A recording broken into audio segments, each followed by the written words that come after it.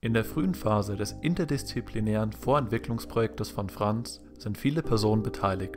Diesen Personen, also Teammitgliedern und Management, muss er verschiedene Informationen über den Projektstatus zur Verfügung stellen, um sie erfolgreich einzubinden. Dafür verwendet Franz ein Dashboard, eine grafische Übersicht, die den Produktreifegrad visualisiert und hilft, die Komplexität des Produktentstehungsprozesses zu handhaben. Franz' Vorgesetzte Katharina bittet ihn zu erklären, woher die Daten für das Dashboard kommen und wie es dabei hilft, den Produktentstehungsprozess zu unterstützen.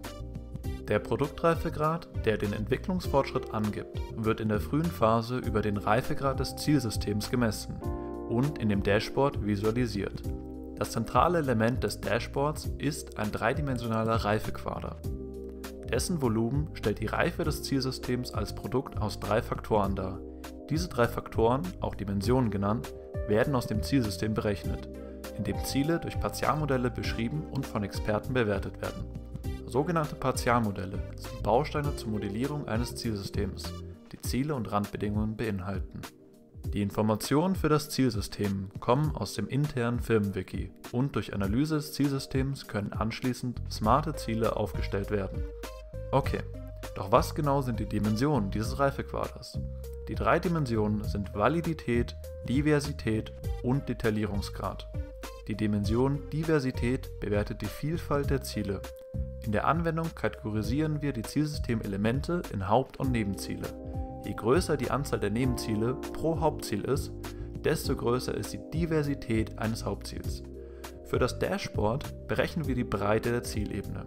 Sie besteht aus einer hierarchischen Struktur, an deren Spitze das Produktprofil steht.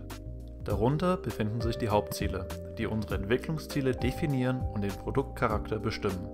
Die zweite Dimension, Detaillierungsgrad, bewertet die Genauigkeit des Zielsystems. Dazu gewichten wir die von Experten bewerteten Zielsystemelemente bezüglich ihrer Tiefe in der technischen Ebene. Je tiefer, desto höher die Detaillierung.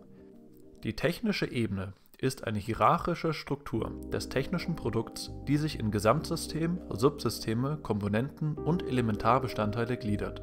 Durch die dritte Dimension, Validität, entsteht die räumliche Tiefe des Reifequaders. Unsere Experten bewerten dazu die Begründung der jeweiligen Zielsystemelemente. Gesetze haben zum Beispiel eine höhere Gültigkeit als eigene Ideen. Wenn wir Zielsystemelemente ändern, müssen sie neu bewertet werden. Danke, Franz. Diese schnelle Analyse von Entwicklungsprojekten hilft uns sehr zur Reifegradsteigerung.